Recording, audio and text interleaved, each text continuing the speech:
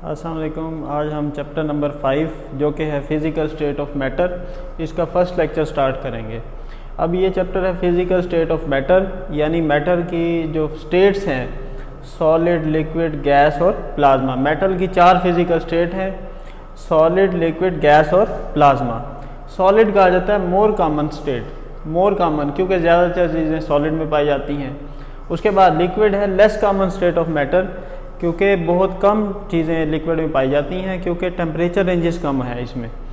उसके बाद गैस को कहते हैं सिंपलेस्ट स्टेट ऑफ मैटर, जैसे गैस सिंपलेस्ट स्टेट है। कुछ गैस के मालिक्यूल्स होते हैं, सिंपल मालिक्यूल्स होते हैं, जैसे हाइड्रोजन, नाइट्रोजन, ऑक्सीजन, तो इसे कहा जाता है सिंपलेस्ट स्टेट ऑफ मैटर।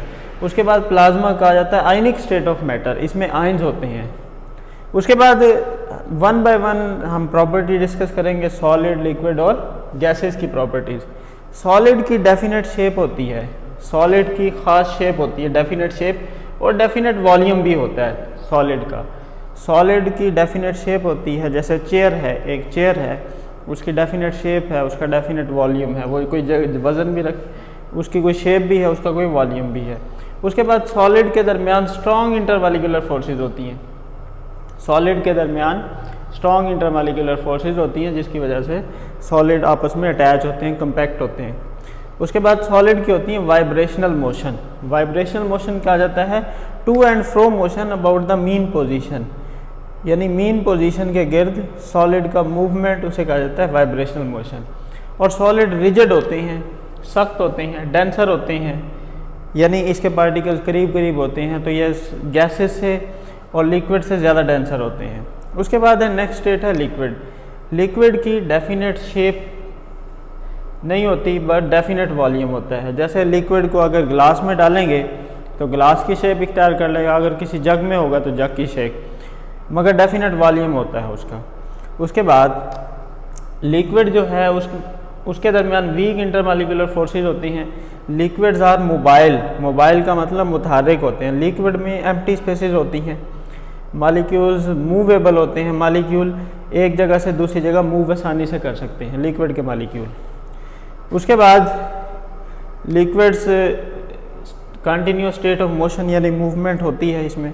उसके बाद लिक्विड की डेंसिटी, लिक्विड की डेंसिटी आमतौर पर गैसेस से ज़्यादा होती है।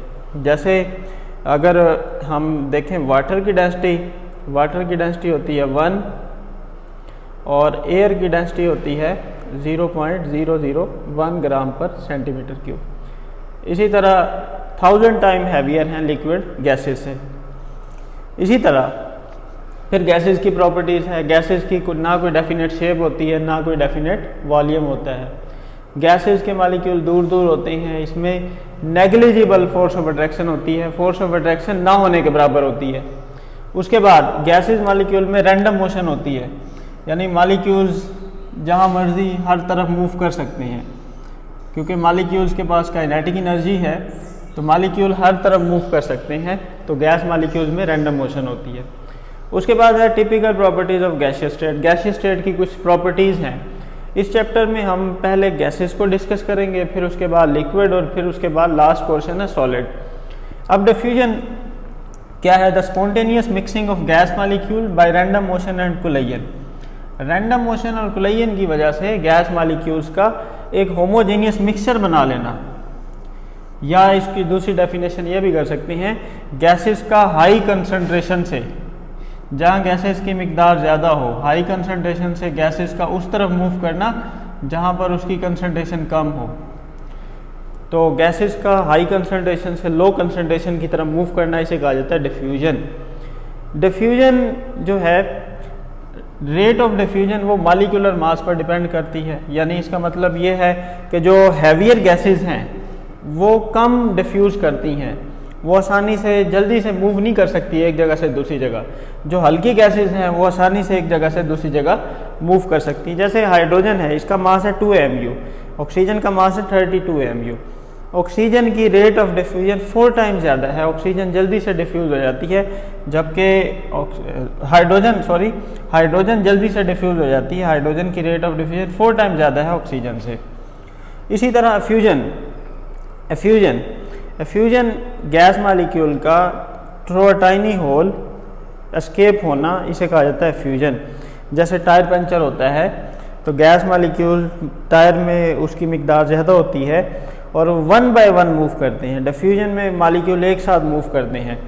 एफ्यूजन में जैसे टायर पंचर होता है तो गैस मालिक्यूल हायर कंसनट्रेशन से लोअर कंसनट्रेशन की तरफ मूव करते हैं, 1 बाय 1 मूव करते हैं, तो इसे कहा जाता है एफ्यूजन।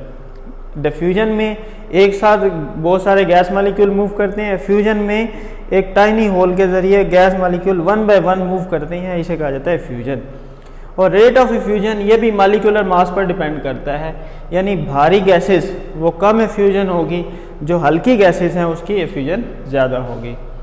नेक्स्ट हम देखेंगे प्रेशर। प्रेशर क्या है? Pressure is defined as force कोई किसी यूनिट एरिया सरफेस एरिया पर अमल करे तो उसे कहा जाता है प्रेशर, यानी कोई फोर्स किसी सरफेस एरिया पर एक्ट करे तो उसे कहा जाता है pressure. Pressure is defined as force per unit surface area, कोई फोर्स किसी एरिया पर एक्ट करे तो उसे कहा जाता है प्रेशर। तो फोर्स न्यूटन, एरिया का यूनिट मीटर स्क्वायर, तो ये आ जाएगा न्यूटन पर मीटर स्क्वायर या पास्कल। तो पास्कल जो है ना, पास्कल क्या है? पास्कल है जब 1 newton force 1 metre square area पर एक्ट करे तो उसे कहा जाता है पास्कल। अब प्रेशर मेजर करने के लिए हम बैरोमीटर इस्तेमाल करते हैं, मैनोमीटर। बैरोमीटर है प्रेशर, एटमॉस्फेरिक प्रेशर मालूम करने के लिए। एटमॉस्फेरिक प्रेशर या बाहर का प्रेशर मालूम करने के लिए एटमॉस्फेरिक प्रेशर मालूम करने के लिए बैरोमीटर। अगर लेबॉर्ट्री का प्रेशर मालूम करना है, प्रेशर इन लेबॉर्ट्री, अंदर का प्रेशर मालूम करना, मैनोमीटर। उसके बाद स्टैंडर्ड एटमॉस्फेरिक प्रेशर क्या है?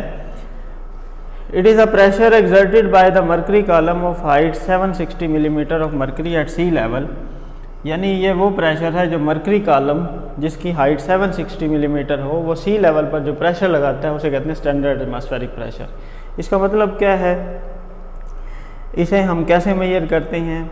हम जो है ना ये सी लेवल पर मेजर करते हैं ये प्रेशर, क्योंकि सी लेवल पर गैसेस की मिकदार ज़्यादा होती है तो कंसनट्रेशन ऑफ गैसेस ज़्यादा होती हैं, तो सी लेवल पर हम एटमॉस्फेरिक प्रेशर मेजर करते हैं। कैसे मेजर करते हैं? एक हम एक ट्यूब लेते हैं, ट्यूब में मरकरी फिल करते हैं। एक ट्यूब लेंगे, उसमें मरकरी फिल करेंगे और उसके बाद एक बाउल लेते हैं, बाउल उसमें मरकरी फिल करते हैं, फिर इस ट्यूब को इसके ऊपर उंडेल देते हैं, ऐसे उंडेल देंगे। अब क्या होगा? मरकरी नीचे की तरफ मूव करेगा। अब बाहर से प्रेशर लगेगा, बाहर से जो एटमॉस्फेयर है उसका प्रेशर लगेगा। अब एटमॉस्फेयर, मरकरी नीचे की तरफ मूव करता रहेगा, एटमॉस्फेयर यहाँ से प्रेशर लगाता रहेगा। एक टाइम आएगा जब ये मरकरी मज़ीद नीचे की तरफ मूव नहीं कर सकता, तो यहाँ से अगर हम हाइट ले यहाँ तक तो ये 760 होगी, 760 मिलीमीटर। यानी ये जो एटमॉस्फेयर है ये 760 को मज़ीद नीचे, यानी मरकरी को मज़ीद नीचे की तरफ मूव नहीं कर सकती, 760 को पर आकर इसको रोक देती है, यानी 760 को सपोर्ट करती है। ये जो एयर है, क्योंकि ये 760 को सपोर्ट करती है तो एयर का जो प्रेशर है वो भी 760 होगा। अब डिफरेंट यूनिट्स हैं प्रेशर को मेजर करने के।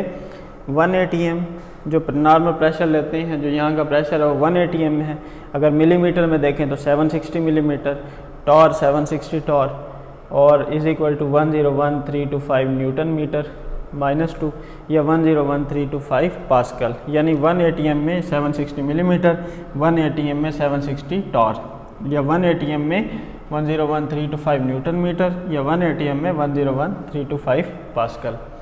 यह था आज का हमारा लेक्चर। नेक्स्ट लेक्चर में इंशाल्लाह मज़ीद जो बाकी स्टेट ऑफ फिज़िकल प्रॉपर्टीज़ हैं उसको डिस्कस करेंगे।